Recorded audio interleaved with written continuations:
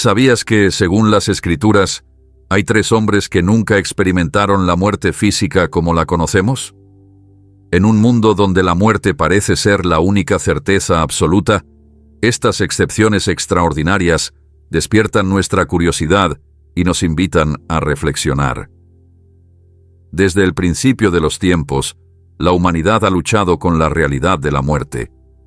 La enfrentamos en nuestras familias, la vemos en las noticias y la contemplamos en momentos de quietud. Sin embargo, en medio de esta universalidad del fallecimiento humano, la Biblia nos presenta casos extraordinarios que desafían nuestra comprensión común y nos abren ventanas a verdades espirituales más profundas. Estas 3 excepciones a la regla universal de la muerte no son meras curiosidades históricas o detalles insignificantes en la narrativa bíblica. Son testimonios poderosos del plan redentor de Dios y señales que apuntan hacia realidades espirituales trascendentes. Cuando examinamos cuidadosamente estas historias, descubrimos que revelan aspectos fundamentales del carácter de Dios y de su relación con la humanidad. No son anomalías inexplicables, sino manifestaciones intencionales del poder divino con propósitos específicos. Hoy exploraremos cómo estas 3 excepciones a la muerte revelan un mensaje divino sobre el plan eterno de Dios.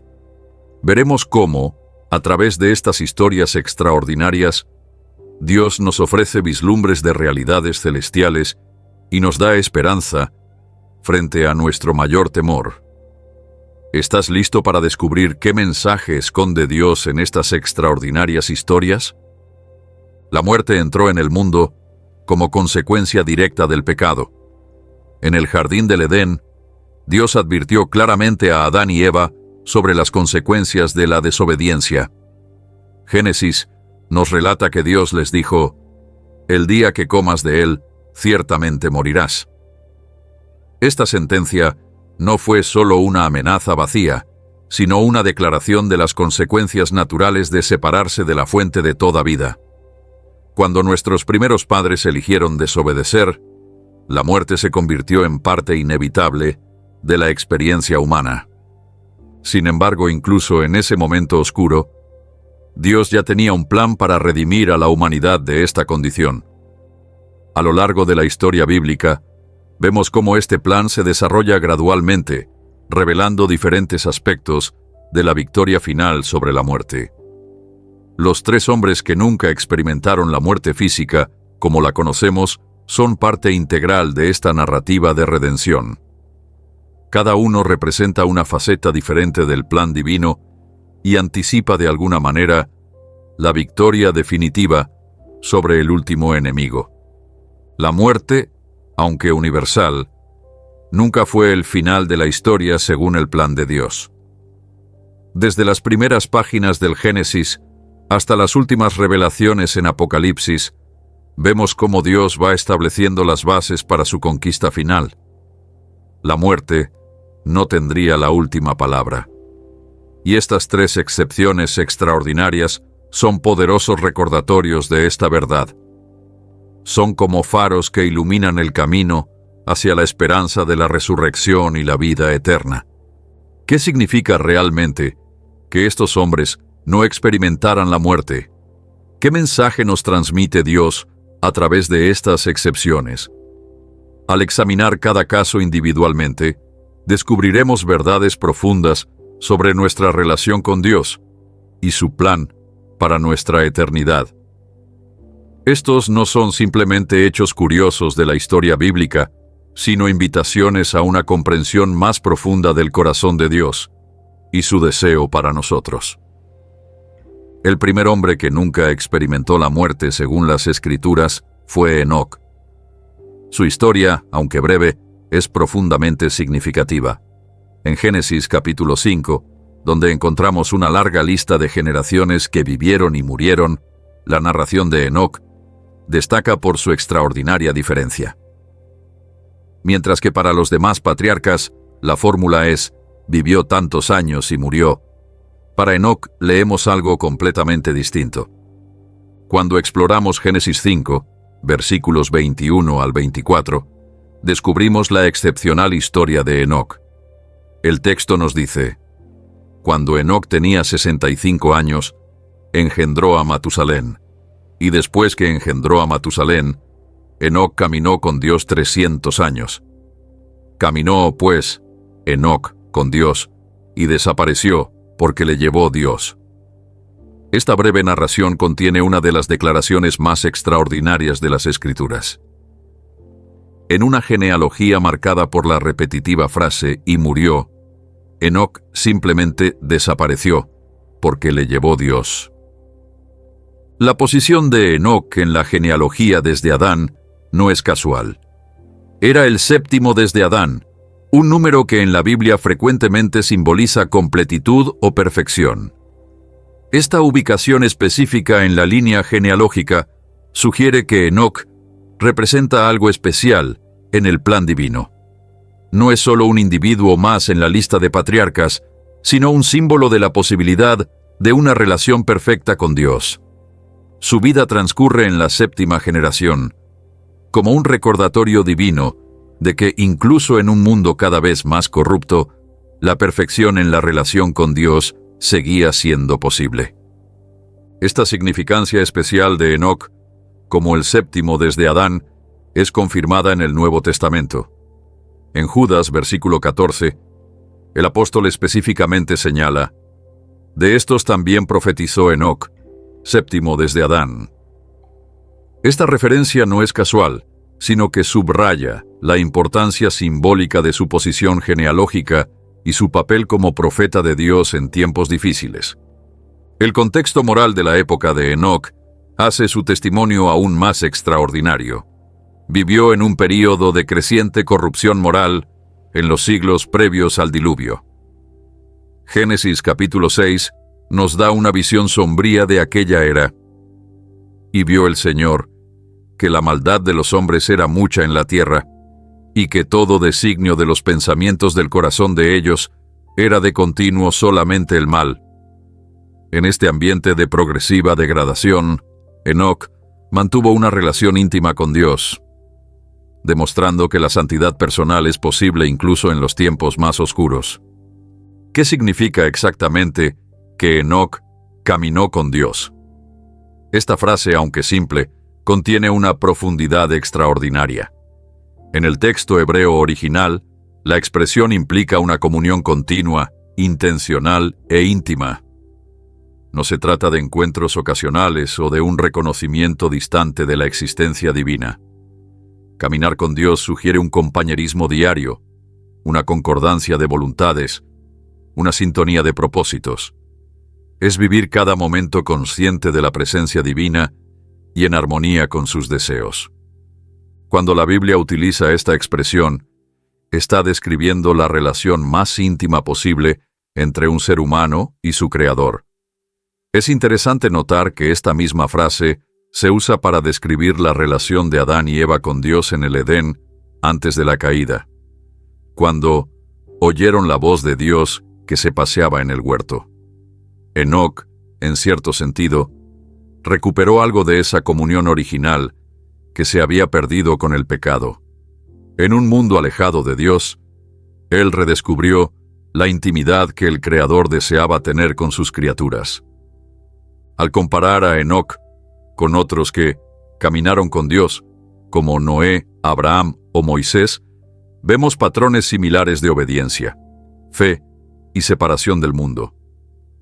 Sin embargo, Enoc parece representar el ejemplo más puro de esta comunión, hasta el punto de que su caminar con Dios culminó en su traslado directo a la presencia divina sin experimentar la muerte.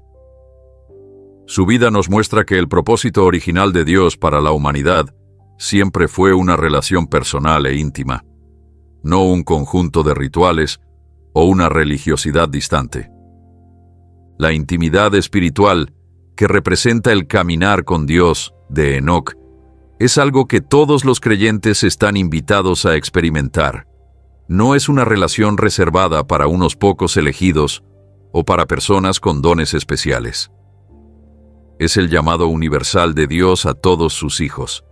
Vivir en constante comunión con Él alineando nuestros pasos con los suyos, permitiendo que su presencia influya en cada aspecto de nuestra vida cotidiana. ¿Te has preguntado alguna vez qué significa realmente que Dios se llevó a Enoc?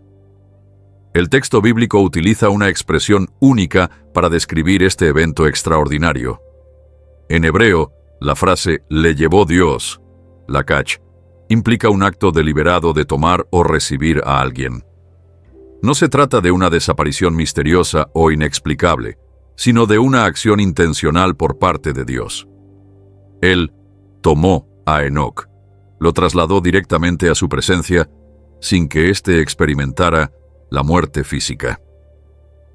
Este evento sin precedentes contrasta dramáticamente con las muertes narradas en la misma genealogía. Para todos los demás patriarcas mencionados en Génesis 5, el texto repite monótonamente «y murió». Esta frase aparece como un recordatorio constante de la universalidad de la muerte como consecuencia del pecado. Pero para Enoc, la narración cambia abruptamente. Él simplemente desapareció porque Dios lo llevó. Esta excepción extraordinaria subraya la soberanía divina sobre la muerte y anticipa la victoria final que Dios obtendría sobre ella. El Nuevo Testamento ofrece una interpretación autorizada de este evento enigmático. En Hebreos 11, versículos 5 y 6, leemos: «Por la fe, Enoc fue trasladado para no ver muerte, y no fue hallado, porque lo trasladó Dios. Y antes que fuese trasladado, tuvo testimonio de haber agradado a Dios. Pero sin fe es imposible agradar a Dios, porque es necesario que el que se acerca a Dios crea que le hay, y que es galardonador de los que le buscan». Este pasaje aclara que el traslado de Enoc fue resultado directo de su fe excepcional, que le permitió agradar a Dios de manera extraordinaria. La fe de Enoc no era simplemente una creencia intelectual en la existencia de Dios. Era una confianza activa que se manifestaba en un caminar diario con su Creador. Su vida entera fue una demostración práctica de lo que significa creer que Dios existe y que recompensa a quienes lo buscan diligentemente. Esta fe viva y dinámica fue lo que le permitió experimentar la intimidad divina a un nivel tan profundo que finalmente culminó en su traslado directo a la presencia de Dios. La historia de Enoc nos ofrece lecciones espirituales profundas para nuestra propia vida de fe. En primer lugar, nos enseña a vivir para una audiencia de uno. En un mundo que constantemente nos impulsa a buscar la aprobación humana y a conformarnos a las expectativas sociales, Enoc nos recuerda que nuestra prioridad debe ser agradar a Dios. Su vida fue un testimonio de lo que significa orientar toda nuestra existencia hacia el agrado divino, independientemente de las presiones externas o las tendencias culturales. Enoc también nos muestra el tipo de fe que agrada a Dios. No se trata de una fe pasiva o meramente intelectual, sino de una confianza activa que transforma nuestra manera de vivir. Hebreos 11 nos dice claramente que sin fe es imposible agradar a Dios. La fe de Enoc se manifestaba en su caminar diario con Dios, en su obediencia constante, en su separación de la corrupción del mundo. Es una invitación para nosotros a examinar si nuestra fe está transformando verdaderamente nuestra vida cotidiana. Quizás, la lección más poderosa de la vida de Enoc es la posibilidad de comunión íntima con Dios, incluso en un mundo corrupto. Vivió en tiempos de creciente maldad, cuando la humanidad se alejaba cada vez más de su Creador. Sin embargo, en medio de ese ambiente hostil, logró mantener una relación personal y profunda con Dios. Su ejemplo nos desafía a no usar las circunstancias externas como excusa para la mediocridad espiritual. Nos muestra que, sin importar cuán oscuro sea el mundo que nos rodea, siempre es posible caminar en intimidad con Dios. Estamos como Enoc, caminando tan cerca de Dios que no notaríamos la diferencia entre la tierra y el cielo. Esta pregunta provocativa nos invita a evaluar la profundidad de nuestra relación con Dios. La transición de Enoc fue tan natural porque ya vivía en comunión constante con Dios. Para él, el traslado fue simplemente la continuación de un caminar que había comenzado en la tierra. ¿Podríamos decir lo mismo de nuestra propia relación con Dios? El segundo hombre, que no experimentó la muerte, según las Escrituras, fue el profeta Elías. Su historia es dramática y llena de eventos extraordinarios que culminan con su ascensión al cielo en un torbellino. A diferencia de Enoc, cuya vida está resumida en unos pocos versículos, Elías ocupa un espacio considerable en los libros de Reyes, donde sus hazañas y desafíos están registrados con gran detalle. Para comprender plenamente la importancia del arrebatamiento de Elías, debemos entender el contexto histórico en el que vivió. Elías ejerció su ministerio profético durante uno de los períodos más oscuros de la historia de Israel. Bajo el reinado de Acab y su esposa fenicia Jezabel, la nación había caído en una idolatría desenfrenada. El culto a Baal había sido establecido oficialmente y los profetas del Señor eran perseguidos y asesinados sistemáticamente. Primero de Reyes 16, versículo 30, nos dice que Acab, hijo de Omri, hizo lo malo ante los ojos del Señor, más que todos los que fueron antes de él. Jezabel, su esposa, no solo apoyaba la idolatría, sino que la promovía activamente, manteniendo a cientos de profetas de Baal y Asera y persiguiendo a los fieles al Dios verdadero. En este ambiente de apostasía generalizada y persecución religiosa, Elías se levantó como una voz solitaria, proclamando la verdad de Dios. La idolatría y apostasía de la época no eran simplemente errores teológicos o preferencias religiosas alternativas, representaban una ruptura fundamental del pacto que Dios había establecido con Israel. El primer mandamiento era claro: no tendrás dioses ajenos delante de mí.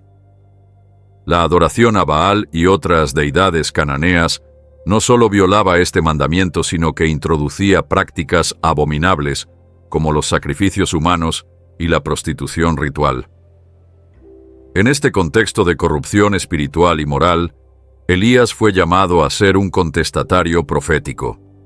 El papel profético de Elías como contestatario no era fácil ni cómodo.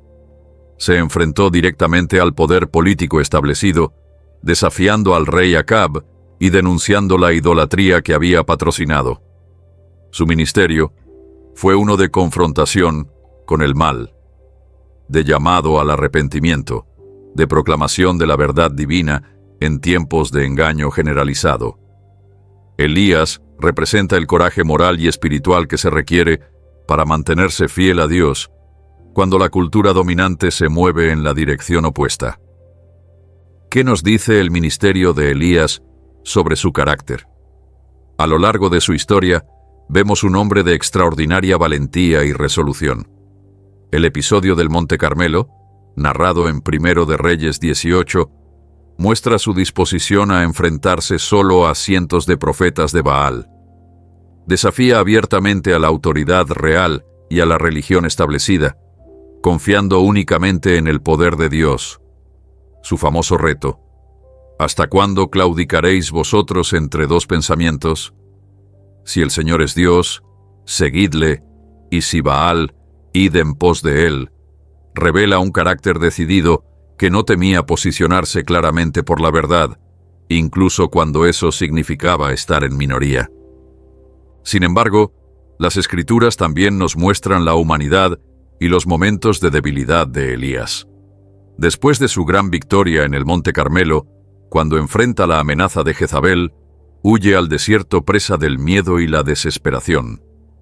En Primero de Reyes 19, versículo 4, lo encontramos bajo un enebro pidiendo la muerte. «Basta ya, oh Señor, quítame la vida, pues no soy yo mejor que mis padres». Este episodio nos revela que incluso los más grandes hombres de Dios experimentan momentos de duda, temor y agotamiento. La fortaleza de Elías no residía en su propia capacidad, sino en el Dios a quien servía. Es precisamente en este momento de debilidad cuando vemos la restauración y comisión divina de Elías. Dios no lo rechaza por su momento de debilidad, sino que lo ministra tiernamente. Le provee alimento, descanso, y finalmente se revela a él, no en el viento fuerte, ni en el terremoto, ni en el fuego, sino en un silbo apacible y delicado. Esta experiencia renueva las fuerzas de Elías y le permite continuar su ministerio con una comprensión más profunda del carácter de Dios. Es entonces cuando recibe la comisión de ungir a sus sucesores, asegurando la continuidad del testimonio profético en Israel. Este patrón de valentía, humanidad y restauración en la vida de Elías nos enseña importantes lecciones sobre el servicio a Dios. Nos muestra que la fidelidad no significa ausencia de temor o duda, sino perseverancia a pesar de ellos. Nos recuerda que Dios no descarta a sus siervos cuando experimentan momentos de debilidad, sino que los restaura y los vuelve a comisionar. La historia de Elías es un testimonio poderoso de que Dios obra a través de personas reales, con limitaciones reales, no a través de superhéroes espirituales inmunes a las luchas humanas. El extraordinario final de la vida terrenal de Elías está narrado con detalle en 2 de Reyes, capítulo 2, versículos 1 al 12. Este pasaje nos muestra que su partida no fue un evento inesperado o fortuito, sino algo anticipado y preparado. El texto comienza diciendo: Aconteció que cuando quiso el Señor alzar a Elías en un torbellino al cielo, indicando claramente que se trataba de una decisión divina, un acto soberano de Dios con un propósito específico. Lo que hace aún más extraordinario este relato es el conocimiento previo que tanto Elías como otros tenían de su inminente partida. A lo largo del capítulo, los hijos de los profetas, en Betel y Jericó, se acercan a Eliseo para decirle: ¿Sabes que el Señor quitará hoy a tu señor de sobre ti? Eliseo responde: Sí, yo lo sé, callad. Este conocimiento anticipado sugiere que Dios había revelado su plan no solo a Elías y Eliseo, sino también a las comunidades proféticas, subrayando la importancia teológica de este evento sin precedentes. El recorrido final de Elías tiene un significado simbólico profundo. Junto con Eliseo, su sucesor designado, viaja desde Gilgal a Betel, luego a Jericó y finalmente cruza el río Jordán. Cada una de estas ubicaciones tenía una importancia histórica y espiritual en la historia de Israel. Gilgal fue el primer campamento después de cruzar el Jordán bajo Josué, marcando el inicio de la conquista de la tierra prometida. Betel, que significa casa de Dios, era donde Jacob había tenido su visión de la escalera al cielo. Jericó fue la primera ciudad conquistada en la tierra prometida, y el Jordán representaba la frontera entre el desierto y la tierra que fluía leche y miel. Este itinerario no parece casual, sino cuidadosamente diseñado para recapitular momentos clave en la historia redentora de Israel. Es como si Elías estuviera haciendo un recorrido simbólico por los lugares que marcaron la relación de pacto entre Dios y su pueblo, antes de su dramática partida.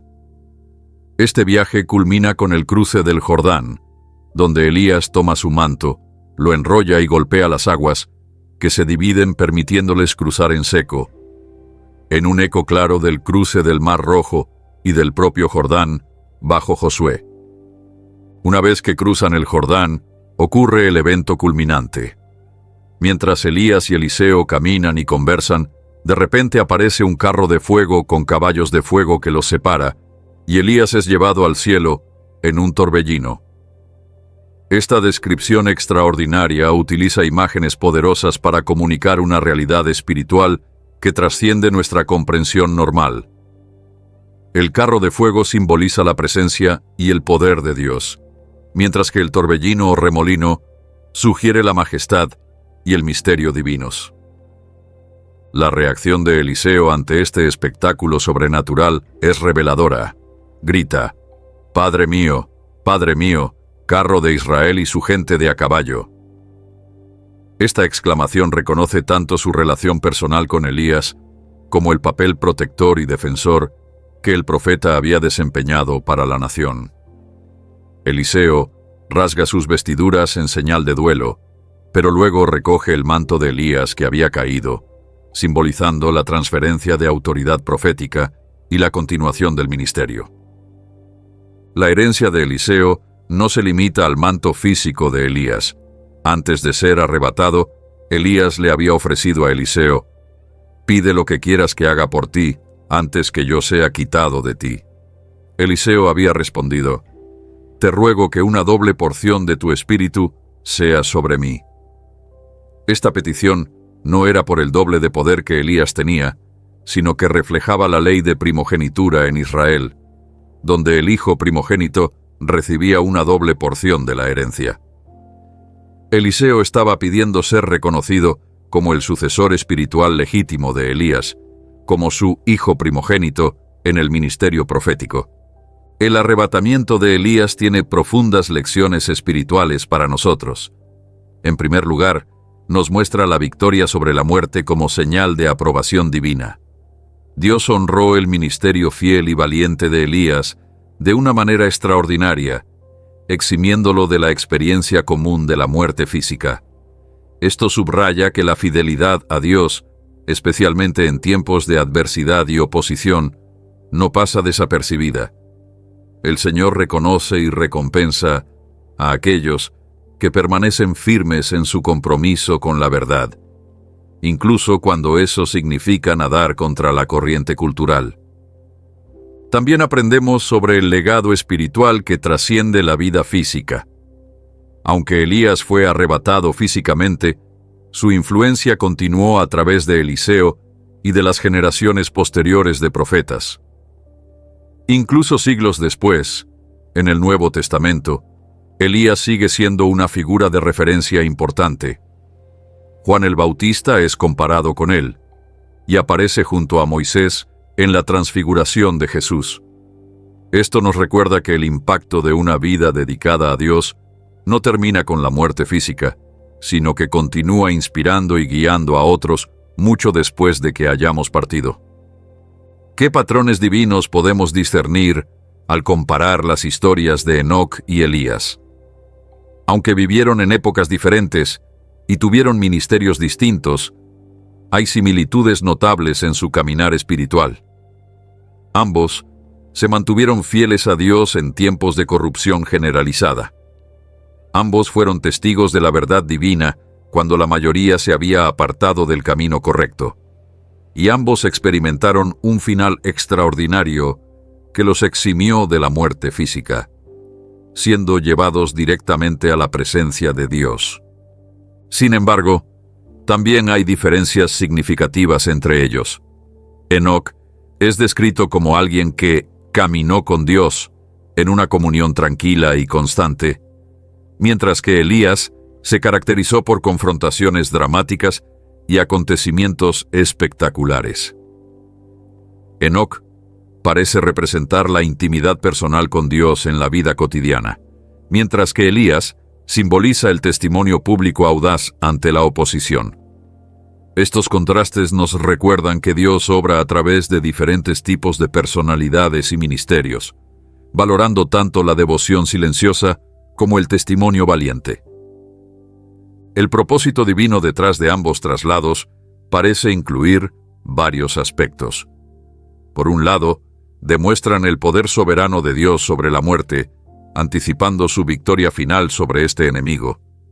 También proporcionan poderosos ejemplos de fe para las generaciones futuras, mostrando las recompensas de la fidelidad a Dios.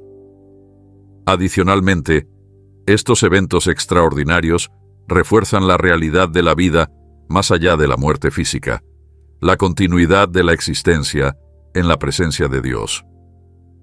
Estos dos hombres también tienen un significado simbólico profético. Ambos sirven como tipos y sombras del plan redentor de Dios, anticipando realidades futuras que se cumplirían plenamente en Cristo.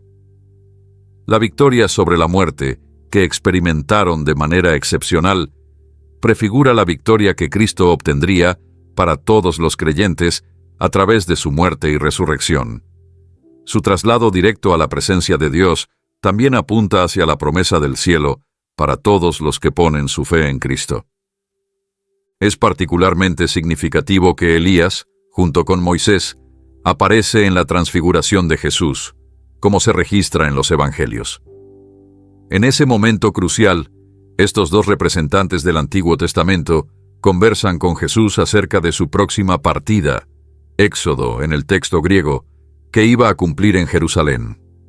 Elías, que había sido llevado al cielo sin experimentar la muerte, ahora habla con aquel que voluntariamente enfrentaría la muerte para vencerla definitivamente, en favor de toda la humanidad. Este evento conecta las experiencias excepcionales de Enoc y Elías con el plan redentor más amplio de Dios que culmina en Cristo. Sus traslados milagrosos no fueron acontecimientos aislados o arbitrarios, sino parte de un patrón divino que apunta hacia la victoria final sobre la muerte a través de la obra redentora de Jesús.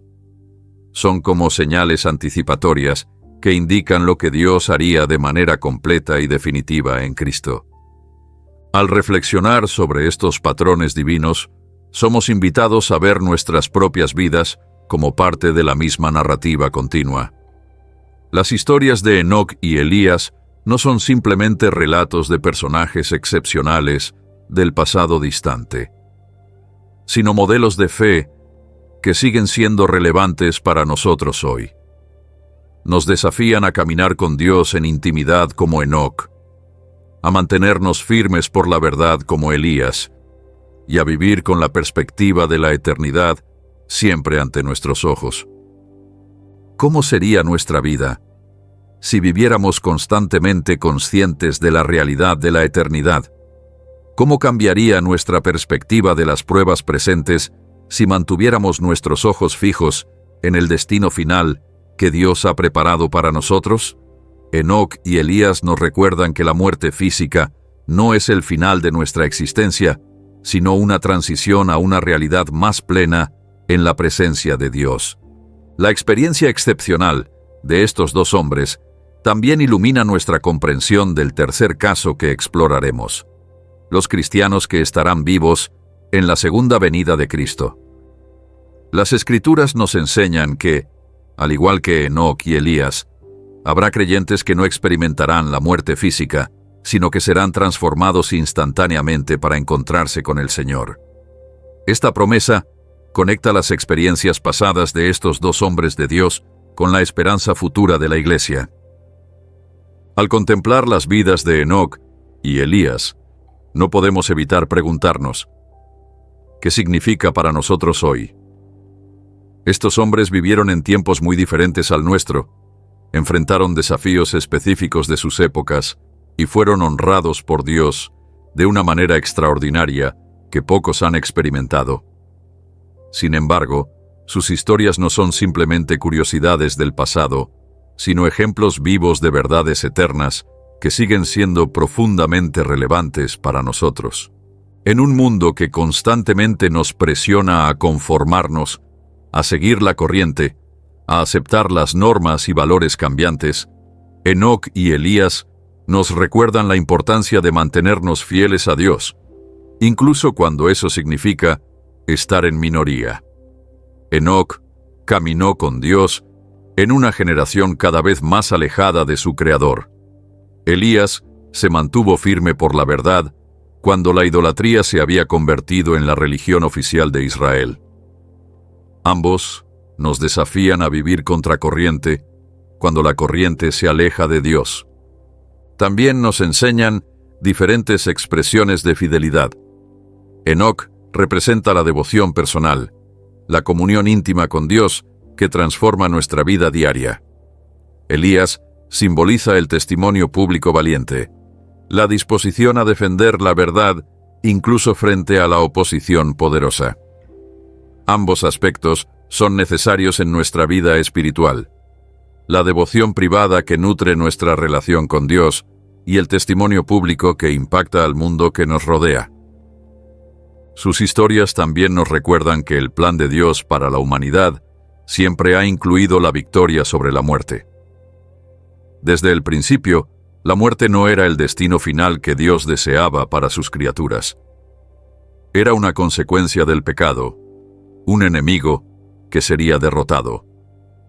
Las experiencias extraordinarias de Enoc y Elías son anticipos de esa victoria final, recordándonos que la muerte no tiene la última palabra en el plan divino.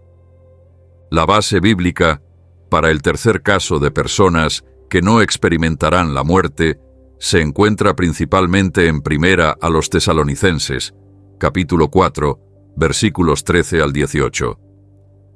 Este pasaje fundamental nos habla directamente sobre el destino de los cristianos que estarán vivos cuando Cristo regrese. Pablo escribe estas palabras para consolar a creyentes preocupados por el destino de sus seres queridos que habían fallecido, pero en el proceso revela una verdad asombrosa sobre los que estén vivos en ese momento. Tampoco queremos, hermanos, que ignoréis acerca de los que duermen, para que no os entristezcáis como los otros que no tienen esperanza. Comienza Pablo, abordando la preocupación de los tesalonicenses por los creyentes fallecidos. Continúa explicando: porque si creemos que Jesús murió y resucitó, así también traerá Dios con Jesús a los que durmieron en él. Esta afirmación establece el fundamento teológico. La resurrección de Cristo garantiza la resurrección de los creyentes. Pero entonces Pablo procede a revelar algo que describe como un misterio, una verdad divina previamente no revelada.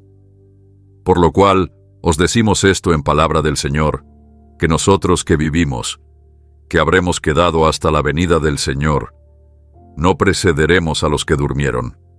Porque el Señor mismo, con voz de mando, con voz de arcángel, y con trompeta de Dios, descenderá del cielo, y los muertos en Cristo resucitarán primero. Luego nosotros, los que vivimos, los que hayamos quedado, seremos arrebatados juntamente con ellos en las nubes, para recibir al Señor en el aire, y así estaremos siempre con el Señor. Este pasaje describe vívidamente un evento sobrenatural en el que los creyentes vivos en el momento del regreso de Cristo experimentarán una transformación instantánea y serán arrebatados para encontrarse con el Señor, sin pasar por la muerte física. Es importante notar que Pablo se incluye potencialmente en este grupo cuando dice «nosotros los que vivimos», indicando que esta posibilidad era real para cada generación de creyentes. El contexto de esta enseñanza es significativo. Los tesalonicenses estaban preocupados de que los creyentes que habían muerto podrían perder las bendiciones asociadas con el regreso de Cristo. Pablo no solo les asegura que los muertos en Cristo participarán plenamente en este evento glorioso, sino que revela que habrá un grupo que experimentará algo extraordinario, una transformación sin muerte. El propósito de esta revelación no era satisfacer la curiosidad especulativa, sino proporcionar consuelo y esperanza. Otras referencias bíblicas complementan esta enseñanza fundamental. En 1 Corintios 15, versículos 51 al 53, Pablo escribe: «He aquí, os digo un misterio. No todos dormiremos, pero todos seremos transformados en un momento, en un abrir y cerrar de ojos, a la final trompeta, porque se tocará la trompeta, y los muertos serán resucitados incorruptibles, y nosotros seremos transformados. Porque es necesario que esto corruptible se vista de incorrupción, y esto mortal se vista de inmortalidad». Este pasaje paralelo confirma la enseñanza en Tesalonicenses y añade detalles importantes. Especifica que la transformación ocurrirá en un momento, en un abrir y cerrar de ojos, subrayando la inmediatez y radicalidad del cambio. También aclara que esta transformación implica vestirse de incorrupción e inmortalidad, indicando un cambio fundamental en la naturaleza misma de nuestros cuerpos.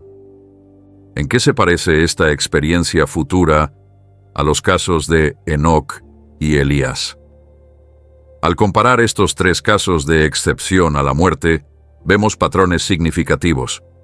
Tanto Enoc como Elías fueron trasladados físicamente a la presencia de Dios sin experimentar la muerte.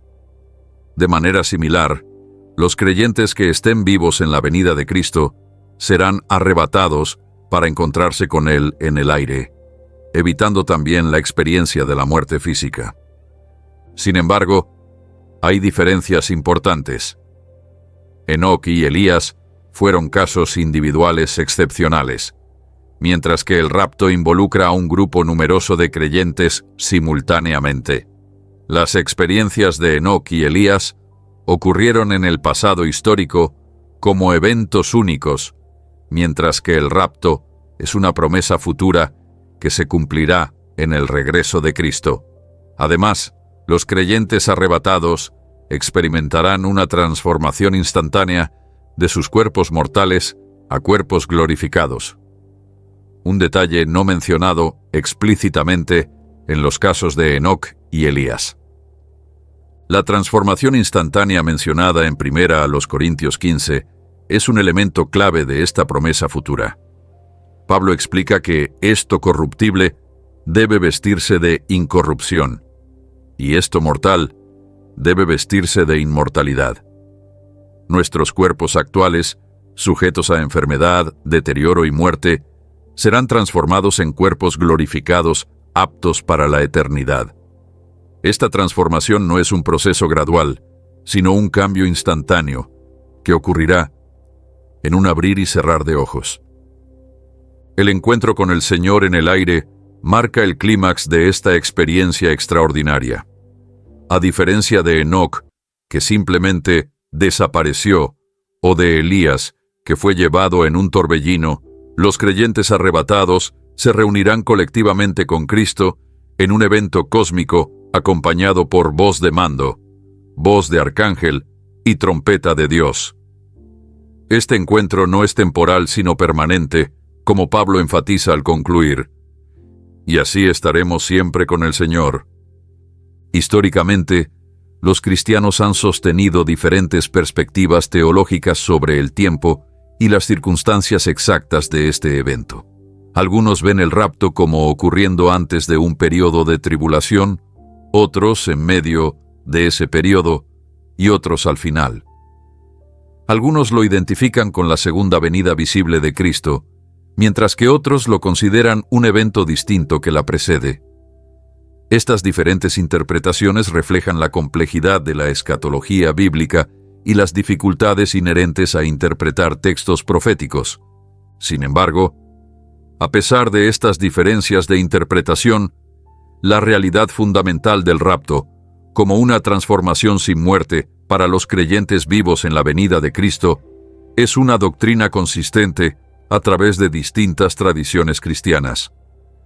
Esta esperanza ha sostenido a los creyentes a través de los siglos, recordándoles que la historia se mueve hacia una culminación gloriosa, donde la muerte será finalmente vencida. El propósito espiritual del rapto va más allá de simplemente eximirnos de la experiencia de la muerte. Representa la consumación de la esperanza cristiana, el cumplimiento del deseo de Dios de reunir a todos sus hijos en su presencia. Jesús mismo lo expresó en Juan 14, versículos 1 al 3. No se turbe vuestro corazón. Creéis en Dios, creed también en mí. En la casa de mi Padre muchas moradas hay. Si así no fuera, yo os lo hubiera dicho. Voy pues a preparar lugar para vosotros. Y si me fuere y os preparare lugar, vendré otra vez y os tomaré a mí mismo, para que donde yo estoy, vosotros también estéis. Esta promesa de Cristo refleja su deseo de reunir a los suyos consigo mismo, para compartir eternamente su gloria y presencia. El rapto es la realización de esa promesa, el momento en que Cristo vendrá a tomarnos para que estemos donde Él está. Es la culminación del viaje espiritual que comenzó con nuestra conversión, el punto donde nuestra salvación, hasta ahora experimentada parcialmente, será realizada plenamente. También representa la reunión final de la Iglesia, el cuerpo de Cristo. A lo largo de la historia, los creyentes han estado separados por tiempo, geografía y muerte. En el rapto, toda la Iglesia, tanto los resucitados como los transformados vivos, se reunirá como una sola entidad completa. Esta unificación del cuerpo de Cristo es parte del plan redentor final de Dios, la culminación de su obra de formar para sí un pueblo de todas las naciones, tribus y lenguas. ¿Qué significado tiene para nosotros hoy esta promesa futura? ¿Cómo debe influir en nuestra vida diaria el saber que podríamos ser parte de aquellos que no experimentarán la muerte? Pablo concluye su enseñanza sobre este tema en Primera a los Tesalonicenses con las palabras: Por tanto, alentaos los unos a los otros con estas palabras. Esta esperanza no es simplemente información teológica, sino un consuelo práctico y una motivación para la vida cristiana. La posibilidad del rapto nos recuerda la inminencia del regreso de Cristo. Cada generación de creyentes ha vivido con la posibilidad real de que Cristo podría volver en su tiempo. Esta perspectiva fomenta un sentido de urgencia y propósito en nuestra vida y ministerio. Jesús nos advirtió contra la complacencia, diciendo: Por tanto, también vosotros estad preparados, porque el Hijo del Hombre vendrá a la hora que no pensáis. Mateo 24, versículo 44. También nos motiva hacia la santidad personal. El apóstol Juan escribe: Y todo aquel que tiene esta esperanza en él se purifica a sí mismo, así como él es puro. Primera de Juan 3, versículo 3. La expectativa del regreso de Cristo y la posibilidad de ser transformados instantáneamente para encontrarnos con Él nos impulsa a vivir vidas que reflejen la pureza y el carácter de aquel a quien esperamos. Al mismo tiempo, esta esperanza nos proporciona perspectiva en medio de las pruebas y sufrimientos de esta vida. Pablo escribe en Romanos 8, versículo 18: Pues tengo por cierto que las aflicciones del tiempo presente no son comparables con la gloria venidera que en nosotros ha de manifestarse. La promesa del rapto nos recuerda que nuestras luchas actuales son temporales, mientras que la gloria que nos espera es eterna. Esta esperanza también cambia fundamentalmente nuestra comprensión de la muerte. Aunque la posibilidad del rapto significa que no todos los cristianos experimentarán la muerte física, la mayoría lo hará.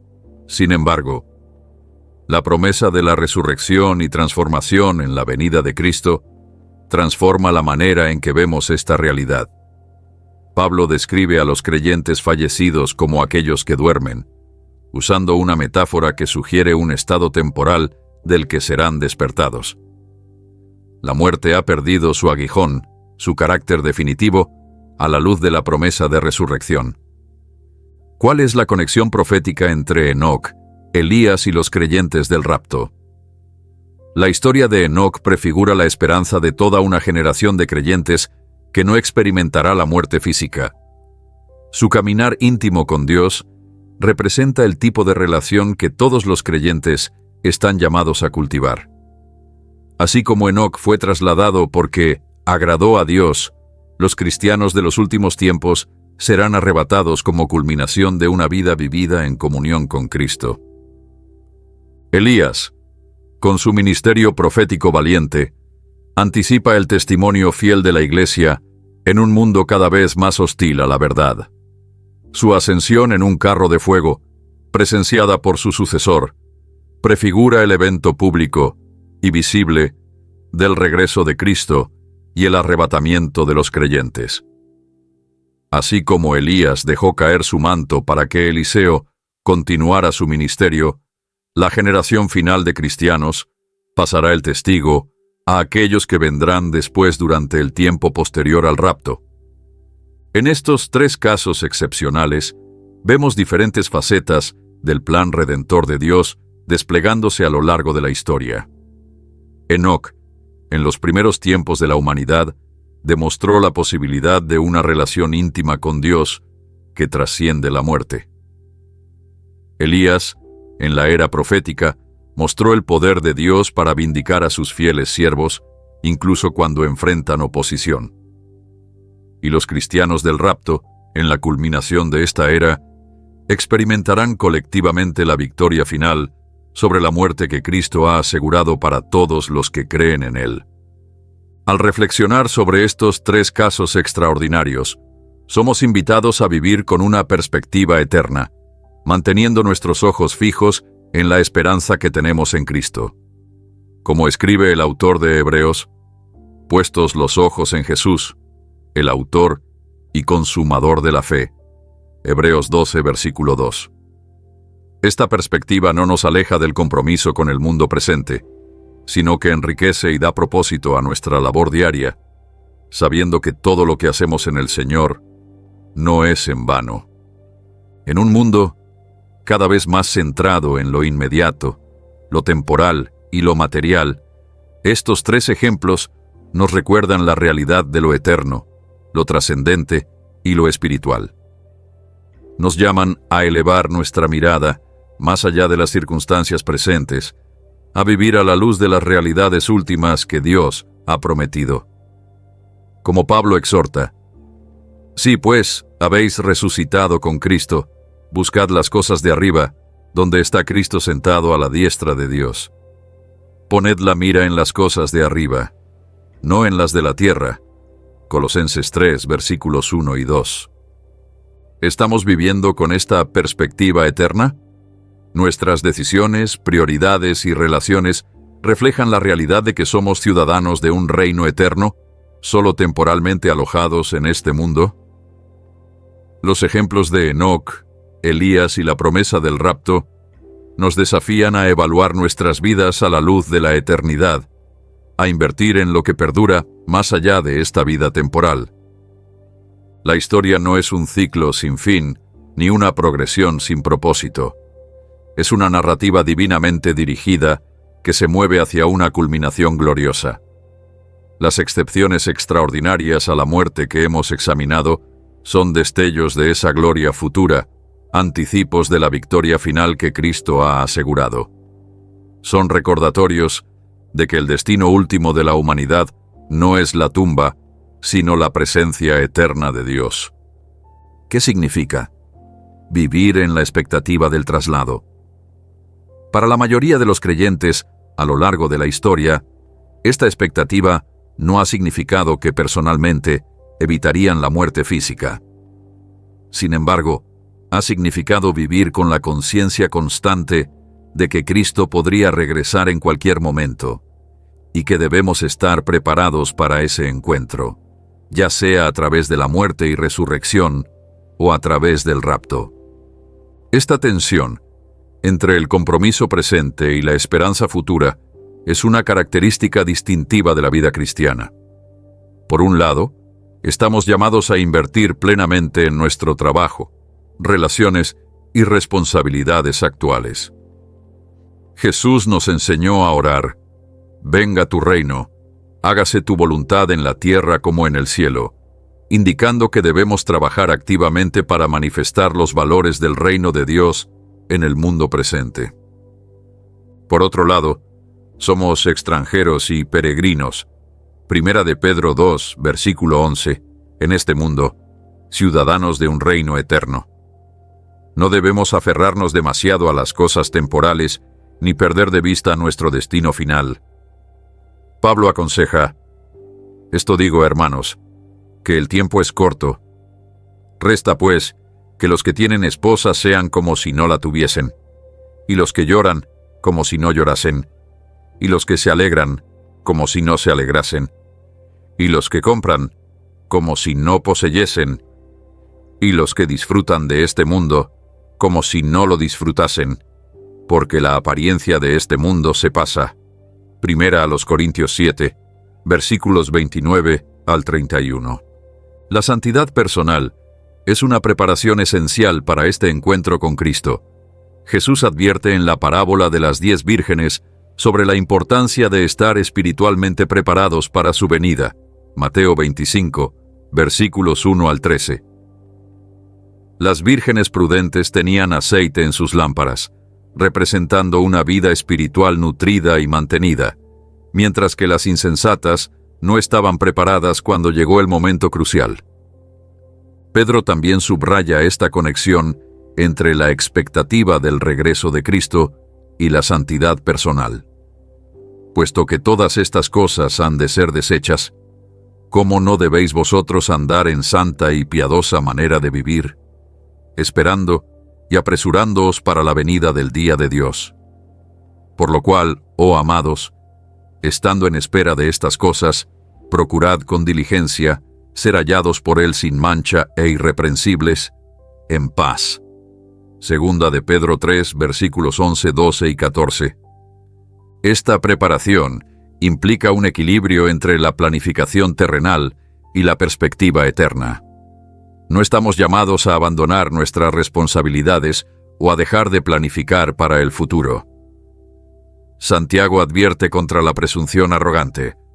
Vamos ahora, los que decís, hoy y mañana iremos a tal ciudad, y estaremos allá un año, y traficaremos, y ganaremos, cuando no sabéis lo que será mañana. En lugar de lo cual, deberíais decir, si el Señor quiere, viviremos y haremos esto o aquello. Santiago 4, versículos 13 al 15. Este equilibrio se refleja en la parábola de los talentos, Mateo 25, versículos 14 al 30, donde los siervos fieles no enterraron su talento esperando pasivamente el regreso del maestro, sino que lo invirtieron activamente, multiplicando lo que se les había confiado. La expectativa del regreso de Cristo no nos llama a la pasividad, sino a la fidelidad diligente en la administración de los recursos, oportunidades y relaciones que Dios nos ha dado. Los ejemplos de Enoc, Elías y la promesa del rapto también transforman nuestra comprensión de la muerte. En lugar de verla como el final definitivo o una tragedia irremediable, la fe cristiana la reinterpreta como una transición temporal. Pablo describe a los creyentes fallecidos como aquellos que duermen en Jesús, primera a los Tesalonicenses 4, versículo 14, utilizando una metáfora que sugiere un estado transitorio del que serán despertados. Esta perspectiva proporciona un consuelo profundo para quienes han perdido seres queridos. Pablo concluye su enseñanza sobre el rapto y la resurrección con las palabras: por tanto, alentaos los unos a los otros con estas palabras. Primera a los Tesalonicenses 4, versículo 18. El conocimiento de que la separación es temporal, que habrá una reunión gozosa en la presencia del Señor, transforma el dolor del duelo sin negarlo. La victoria definitiva sobre el último enemigo es una promesa central del Evangelio. Pablo escribe en Primera a los Corintios 15, versículo 26. Y el postrer enemigo que será destruido es la muerte. Esta victoria, asegurada por la resurrección de Cristo, será experimentada plenamente en su regreso, cuando los muertos en Cristo resucitarán y los vivos serán transformados. Este triunfo final sobre la muerte se describe vívidamente en Apocalipsis 21, versículo 4. Enjugará Dios toda lágrima de los ojos de ellos, y ya no habrá muerte, ni habrá más llanto, ni clamor, ni dolor, porque las primeras cosas pasaron. La muerte, que entró en el mundo como consecuencia del pecado, será finalmente eliminada en la nueva creación de Dios.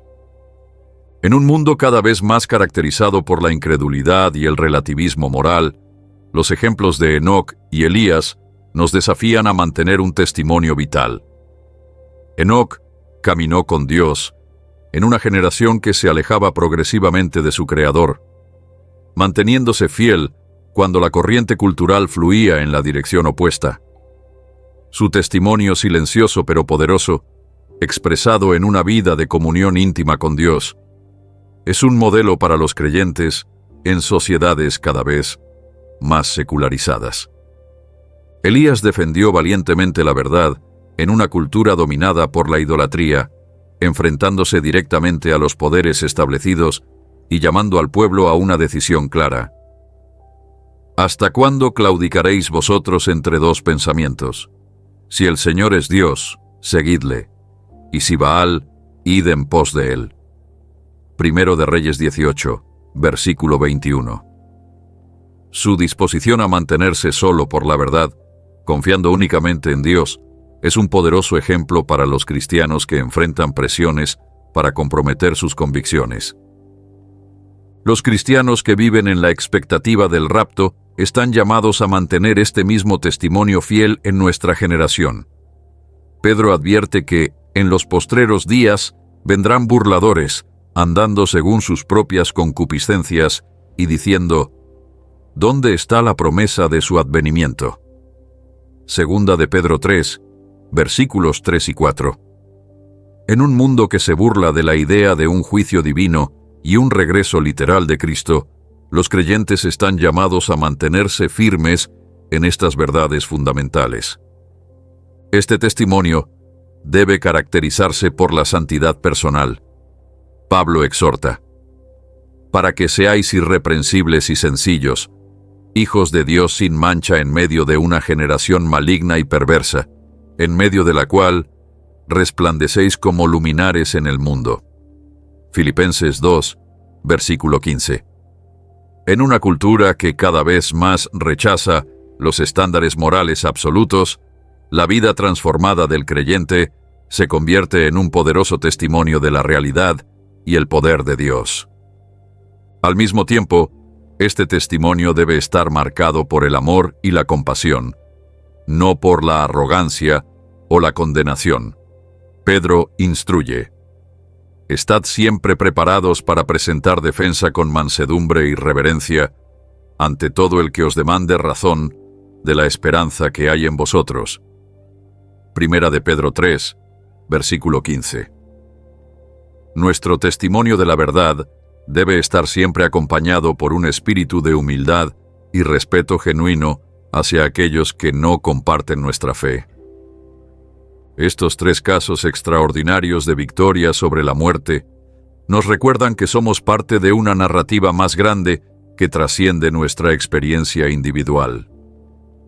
La historia de la redención comienza en el Edén con la promesa de un Salvador que aplastaría la cabeza de la serpiente. Continúa a través de la historia de Israel y la vida, muerte y resurrección de Cristo, y culminará en su regreso glorioso y la consumación de todas las cosas. Enoc, Elías y los creyentes del rapto son capítulos importantes en esta narrativa continua.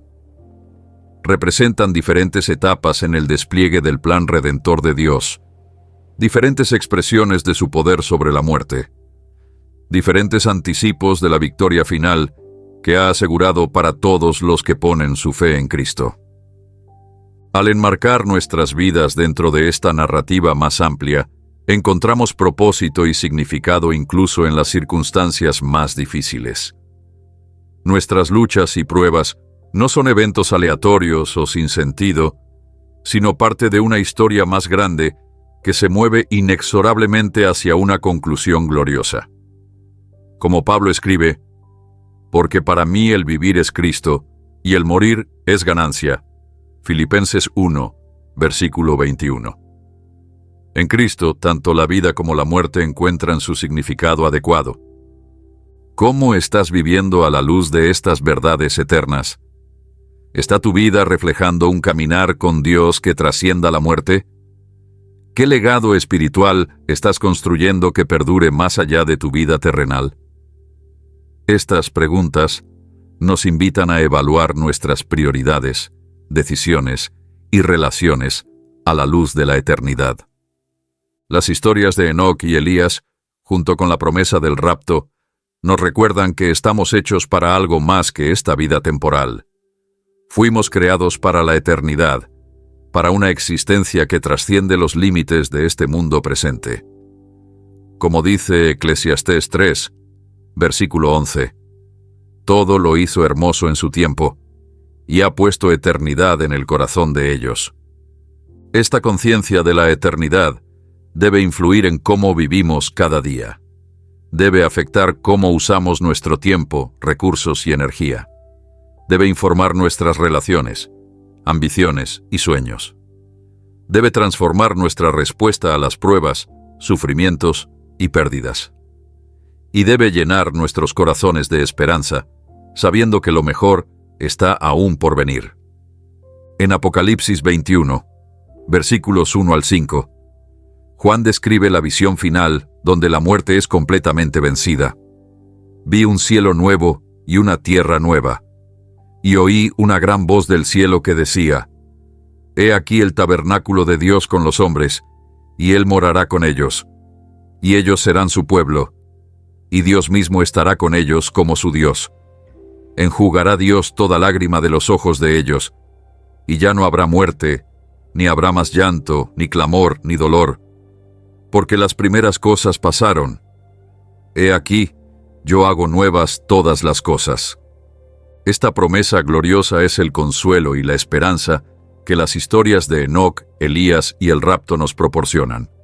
Nos aseguran que la muerte no tendrá la última palabra, que Dios está trabajando para restaurar todas las cosas, que un día moraremos en su presencia para siempre, libres de dolor, sufrimiento y muerte. Es una visión que nos sostiene en los momentos más oscuros y nos da propósito para cada día.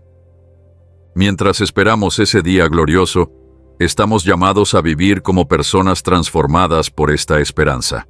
Como Juan escribe, y todo aquel que tiene esta esperanza en Él se purifica a sí mismo, así como Él es puro. Primera de Juan 3, versículo 3. La expectativa del regreso de Cristo no es solo un consuelo en tiempos de prueba, sino también una motivación para la santidad personal y el servicio fiel. Que estas lecciones de Enoc, Elías y el rapto nos impulsen a seguir sirviendo fielmente a Dios y a mantener viva la esperanza de un futuro glorioso en su reino eterno. Que podamos, como Enoc, caminar cada día en íntima comunión con nuestro Creador. Que podamos, como Elías, mantenernos firmes por la verdad, incluso cuando eso significa estar en minoría, y que podamos vivir con la perspectiva de la eternidad, siempre ante nuestros ojos, sabiendo que un día estaremos para siempre con el Señor, donde la muerte será tragada en victoria. Las historias de estos hombres que nunca experimentaron la muerte nos invitan a reflexionar sobre nuestra propia mortalidad y el significado más profundo de la vida eterna. La excepcional naturaleza de sus experiencias no las hace irrelevantes para nosotros, sino que ilumina verdades universales sobre el plan redentor de Dios. Cuando consideramos cuidadosamente estas narrativas, descubrimos principios que pueden transformar nuestra perspectiva sobre la vida, la muerte y la eternidad. La muerte transformada por la esperanza no es simplemente una idea abstracta, sino una realidad que reorienta nuestra existencia entera. El apóstol Pablo escribe en 1 Corintios 15, versículos 54 y 55. Cuando esto corruptible se haya vestido de incorrupción, y esto mortal se haya vestido de inmortalidad, entonces se cumplirá la palabra que está escrita: sorbida es la muerte en victoria. ¿Dónde está, oh muerte, tu aguijón? ¿Dónde, oh sepulcro, tu victoria? Esta declaración triunfante revela el corazón del Evangelio. La muerte ha sido fundamentalmente redefinida por la obra de Cristo. Para aquellos que han puesto su fe en Jesús, la muerte ya no representa el final aterrador o la separación definitiva que una vez fue. Ha sido transformada en una transición, un paso hacia una realidad más plena en la presencia de Dios. Pablo utiliza deliberadamente la metáfora del sueño para describir la muerte de los creyentes, indicando su carácter temporal y la certeza del despertar en la resurrección. Este cambio de perspectiva no elimina el dolor natural de la separación, pero lo sitúa dentro de un contexto de esperanza cierta. Los casos de Enoc y Elías, junto con la promesa del rapto, refuerzan poderosamente esta transformación de nuestra comprensión de la muerte. nos muestran que la muerte física, si bien es la experiencia común de la humanidad, no es inevitable ni invencible. Dios ha demostrado su soberanía sobre ella en el pasado y ha prometido una victoria definitiva sobre ella en el futuro. Estos ejemplos extraordinarios son destellos de esa victoria final que Cristo ha asegurado para todos los creyentes. Esta perspectiva transformada proporciona un consuelo incomparable para quienes han perdido seres queridos. La muerte de un ser amado que ha puesto su fe en Cristo no es el final de su historia, sino un capítulo de transición. Pablo escribe a los tesalonicenses precisamente para consolarlos en su dolor. No queremos, hermanos, que ignoréis acerca de los que duermen, para que no os entristezcáis como los otros que no tienen esperanza. Primera a los Tesalonicenses 4, versículo 13. El dolor es real y natural, pero está enmarcado por la esperanza del reencuentro en la presencia del Señor. Esta esperanza transforma incluso nuestra propia perspectiva de la muerte inminente. Pablo expresa su propia actitud en Filipenses 1, versículos 23 y 24. Porque de ambas cosas estoy puesto en estrecho, teniendo deseo de partir y estar con Cristo, lo cual es muchísimo mejor. Pero quedar en la carne es más necesario por causa de vosotros. Para él, la muerte no era algo que temer, sino un paso hacia una comunión más plena con Cristo. Esta confianza le permitió enfrentar el martirio con serenidad y certeza. La victoria sobre el último enemigo está asegurada por la resurrección de Cristo. Pero ahora Cristo ha resucitado de los muertos. Primicias de los que durmieron es hecho. Primera a los Corintios 15, versículo 20. Su resurrección es la garantía de la nuestra, el primer fruto que asegura la cosecha completa. Así como Él venció a la muerte, así también todos los que están en Él compartirán esa victoria. Los casos de Enoc y Elías, junto con la promesa del rapto, son manifestaciones específicas de esta verdad general. En Apocalipsis 1, versículos 17 y 18, el Cristo resucitado declara: No temas, yo soy el primero y el último, y el que vivo y estuve muerto, mas he aquí que vivo por los siglos de los siglos. Amén. Y tengo las llaves de la muerte y del Hades. Esta declaración poderosa resume la victoria cristiana sobre la muerte. Cristo no solo venció a la muerte personalmente, sino que también tiene autoridad sobre ella. Las llaves simbolizan su poder para liberar a todos los que han sido encarcelados por ella. La victoria de Cristo sobre la muerte no es solo para un futuro distante, sino que comienza a manifestarse en nuestra vida actual. Jesús declaró: de cierto os digo, el que oye mi palabra y cree al que me envió, tiene vida eterna, y no vendrá a condenación, mas ha pasado de muerte a vida. Juan 5, versículo 24. La vida eterna no comienza después de la muerte física, sino en el momento de poner nuestra fe en Cristo. Los creyentes ya han pasado de muerte a vida espiritualmente, anticipando la transformación física que experimentarán en la resurrección. Esta victoria sobre la muerte se manifestará completamente en el regreso de Cristo. Primera a los Corintios 15, versículo 26, declara: Y el postrer enemigo que será destruido es la muerte. En la consumación del reino de Dios, la muerte misma será eliminada. Apocalipsis 21, versículo 4, proporciona una visión maravillosa de ese futuro. Enjugará Dios toda lágrima de los ojos de ellos, y ya no habrá muerte, ni habrá más llanto, ni clamor, ni dolor, porque las primeras cosas pasaron. Este futuro glorioso no es solo un sueño lejano, sino una realidad que debe dar forma a nuestra vida presente. Al igual que Enoc, estamos llamados a caminar con Dios en íntima comunión diaria. Al igual que Elías, debemos mantenernos fieles a la verdad de Dios, incluso cuando eso significa estar en minoría. Y al igual que los creyentes que serán arrebatados, debemos vivir en constante preparación espiritual para el encuentro con nuestro Señor. Mientras esperamos ese día glorioso, estamos llamados a dar testimonio de la victoria sobre la muerte que Cristo ha asegurado. En un mundo que constantemente busca negar, disfrazar o posponer la realidad de la muerte, los cristianos testifican de una esperanza que la mira directamente y declara: ¿dónde está, oh muerte, tu aguijón? Este testimonio no es de negación ingenua, sino de confianza fundamentada en la obra consumada de Cristo y garantizada por su resurrección. La historia no es un ciclo interminable de vida y muerte, ni un arco narrativo sin propósito que termina en la extinción.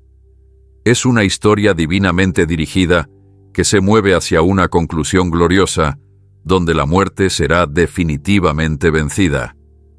Los casos extraordinarios de Enoc, Elías y la promesa del rapto son destellos de esa gloria futura, anticipos de la victoria final que Cristo ha asegurado para todos los que ponen su fe en Él. Al contemplar estas verdades, somos desafiados a vivir con una perspectiva eterna. Nuestras prioridades, valores y decisiones deben reflejar la realidad de que somos ciudadanos de un reino eterno, solo temporalmente alojados en este mundo pasajero.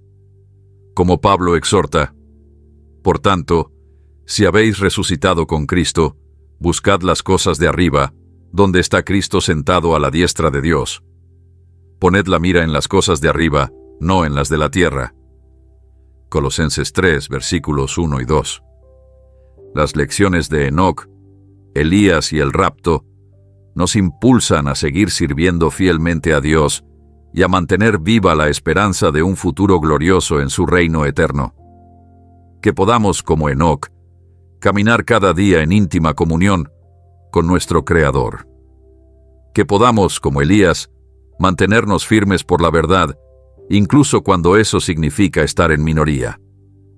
Y que podamos vivir con la perspectiva de la eternidad, siempre ante nuestros ojos, sabiendo que un día estaremos para siempre con el Señor, donde la muerte será tragada en victoria. Al concluir esta reflexión sobre los 3 hombres en la Biblia que nunca murieron, recordemos que su experiencia excepcional ilumina el destino glorioso que espera a todos los que han puesto su fe en Cristo. Ya sea que experimentemos la muerte física o seamos parte de aquellos que sean transformados en el rapto, compartiremos la misma victoria definitiva sobre la muerte que Cristo ha asegurado para todos los que le pertenecen. Esta es la esperanza que sustenta nuestra fe, el consuelo que alivia nuestro dolor y la promesa que da propósito y dirección a nuestra vida diaria.